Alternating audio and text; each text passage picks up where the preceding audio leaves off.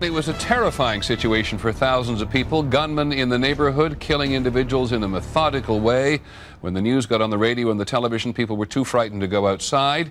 It happened again and again and again. It was 3 weeks of terror that gripped Maryland, Virginia, and Washington, D.C. A child shot at middle school. Shoppers gunned down at the grocery store. Gas stations, buses, schools. The D.C. sniper paralyzed life inside and out of two beltways, putting everyday life on hold. The victims were shot at random in parking lots, going to school, mowing the lawn, gripping the Washington area in fear in the fall of 2002. During 3 terrifying weeks, 10 people were killed. 3 more were wounded, including a 13-year-old boy. Well, Peter, virtually every law enforcement agency in this area, including local police, the FBI, U.S. Marshals, and Secret Service, is looking for whoever is responsible for the worst murder spree that has ever happened here, including a murder today at the service station behind me.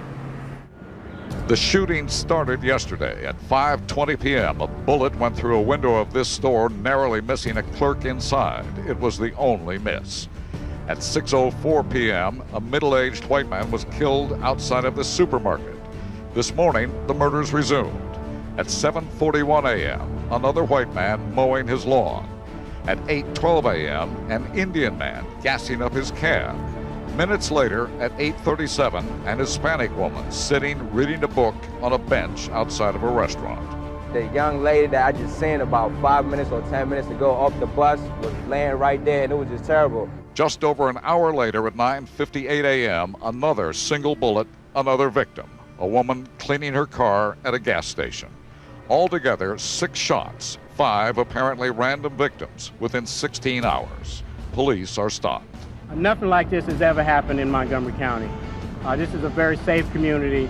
Our homicide rate just increased by 25% in one day. We feel like we probably have a skilled shooter, and that does heighten our concern.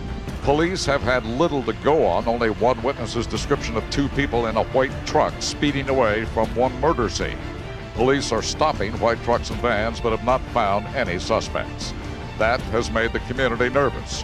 140,000 school children in Montgomery County were kept indoors through the day, and police were on hand when schools let out. The massive manhunt continues, but Peter, police admit they don't know who or what they're dealing with or what their motive might be. Everyone is frightened. This has got to stop. And mirrors finally came to pass. An arrest came to an end.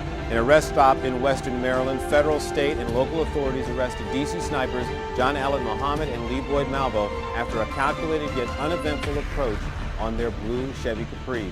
The snipers turned out to be John Allen Muhammad, a mentally disturbed man who planned to kill his ex-wife and wanted it to look like she was another random victim.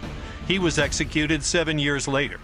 The execution of John Allen Muhammad has been carried out under the laws of the Commonwealth of Virginia. Just after 9 p.m., 7 years and 12 days after he was captured and charged with orchestrating a cold-blooded shooting spree, John Muhammad was put to death by the state.